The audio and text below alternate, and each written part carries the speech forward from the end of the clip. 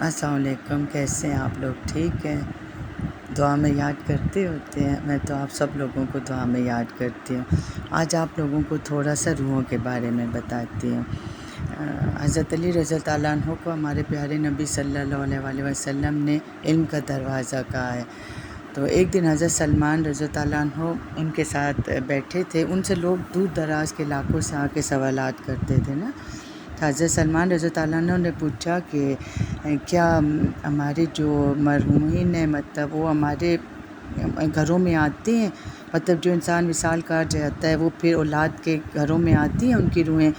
حضرت علی رضی تعالیٰ عنہ نے فرمایا جب کوئی انسان اس دنیا سے چلا جاتا ہے تو اس کا نامہ اعمال رک جاتا ہے، مرنے کے بعد وہ اپنے لیے کوئی بھی نیک عمل نہیں کر سکتا، نہ دعا کر سکتا ہے۔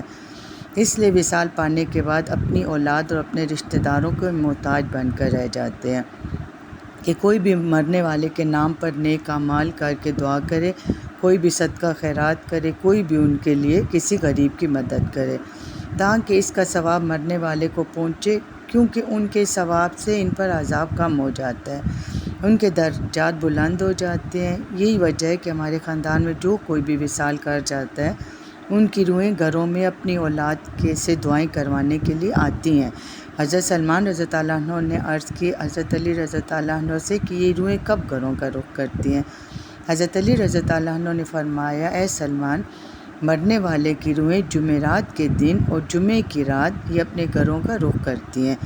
یہ روحیں چیخ چیخ کر اپنی اولاد کو کہتی ہیں کہ ہمارے لیے صدقہ خیرات کریں، ہمارے لیے خدا تعالیٰ سے ہمارے عذاب کو کم کرنے کے لیے دعائیں کریں۔ یہ کام صرف اور صرف وہ اولاد کرتی ہے جس بندے نے اپنے پیچھے نیک اور پرہیزگار اولاد چھوڑی ہوتی ہے۔ ان روحوں کی آواز کوئی بھی انسان نہیں سن سکتا۔ اس کے بعد حضرت علی رضی اللہ عنہ نے حضرت سلمان رضی اللہ عنہ سے فرمایا، اے سلمان، اپنے والدین کے لیے اللہ تعالیٰ سے ان کی بخشش کی دعائیں کرتے رہنا۔ جو بھی اولاد اپنے والدین کے لیے ان کی بخشش کے لیے دعا کرتی ہے تو وہ روحیں بھی اللہ تعالیٰ سے فریاد کرتی ہیں کہ یا اللہ، جس طرح ہماری اولاد نے ہمارے لیے صدقہ خیرات و دعائیں کی ہیں، آپ بھی ہماری اولاد کو اس دنیا میں جو بھی پریشانیاں، غم اور دکھ درد ہیں ان سب پریشانیوں کو دور فرما۔ ان سب باتوں سے یہی معلوم ہوتا ہے کہ جمعرات کے دن روحیں اپنے گھروں میں آتی ہیں۔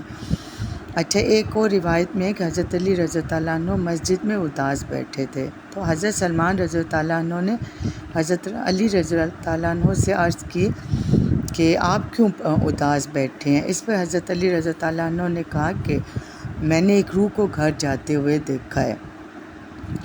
تو انہوں نے کہا کہ کیا واقعی روحیں آتی ہیں گھروں میں؟ حضرت علی رضی اللہ عنہ نے کہا کہ ہاں، جب انسان وصال کر جاتا ہے تو ان کے نام اعمال اس دنیا میں چاہے نیک ہوں چاہے برے ہوں، مرنے کے بعد اپنی اولاد کے گھر ضرور آتی ہے، کیونکہ ان کے مرنے کے بعد نامہ اعمال بند ہو جاتے ہیں اور وہ دوسروں کے مطلب محتاج ہو کے رہ جاتے ہیں نا۔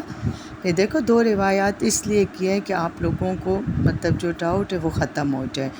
اسی طرح حضرت سعید بن حسین رضی اللہ عنہ فرماتے ہیں کہ حضرت سلمان فارسی رضی اللہ عنہ اور حضرت عبداللہ بن سلام رضی اللہ عنہ ایک دوسرے سے مل کر یہ عرض کر رہے تھے کہ اگر آپ مجھ سے پہلے وصال کر گئے تو مجھے خبر دینا وہاں کیا معاملات ہیں۔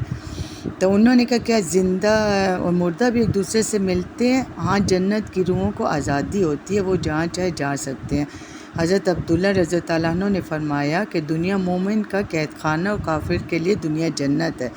جب بھی مسلمان کا وصال ہوتا ہے تو اس کے راستے کھول دیے جاتے ہیں کہ اس کا دل جس جگہ چاہے وہ جا سکتا ہے۔ تو روح وہ امر ربی ہے جس کے حکم اور پروگرام کے ماتحت ہمارا وجود شروع ہوتا ہے۔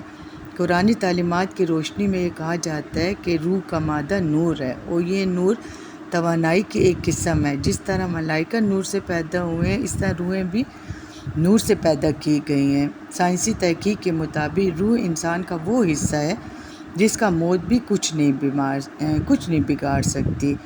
روح خدا تعالیٰ کے فیصلے کا ایک نام ہے۔ بس اللہ تعالیٰ کی رضا والدین کی رضا میں ہے، یہ تو آپ سب لوگوں کو پتہ ہے، اس لیے مرنے کے بعد ان کے ساتھ ضرور ان کے لیے دعا بھی کرنی چاہیے، کیونکہ ہماری دعاؤں کے محتاج ہوتے ہیں۔ جیسے جانے کے بعد ہم اپنی اولاد کی دعاؤں کے محتاج ہوں گے۔ دیکھیں، یہ وقت تو چاہے جوان اور بوڑھا آنا تو ہے، ہم پہ بھی آئے گا۔ آج ہم اپنے اولاد کے لیے دعا کریں گے، کل کو ہماری اولاد ہمارے لیے دعا کرے گی۔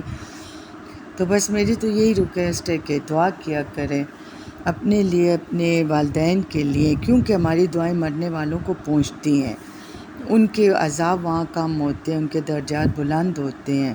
بس اللہ تعالیٰ مجھے بھی توفیق دے، آپ لوگوں کو بھی توفیق دے کہ ہم اپنے والدین کے لیے، اپنے رشتہ داروں کے لیے دعا کیا کریں، تاکہ ان کی وہاں ان پہ عذاب کم ہو، بھول چوک ہو جاتی ہے ہماری دعاؤں کی وجہ سے، شاید ان کے لیے اللہ تعالیٰ نرمی کر دے۔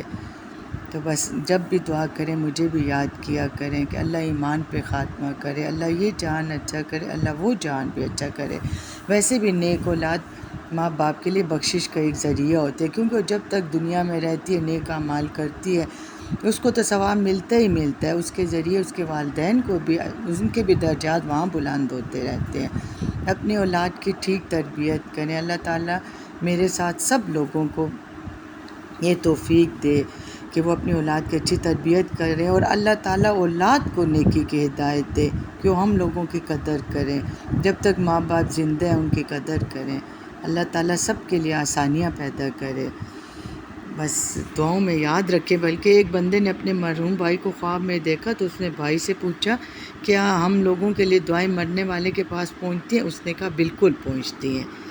دعاؤں میں یاد رکھیں۔ اللہ حافظ۔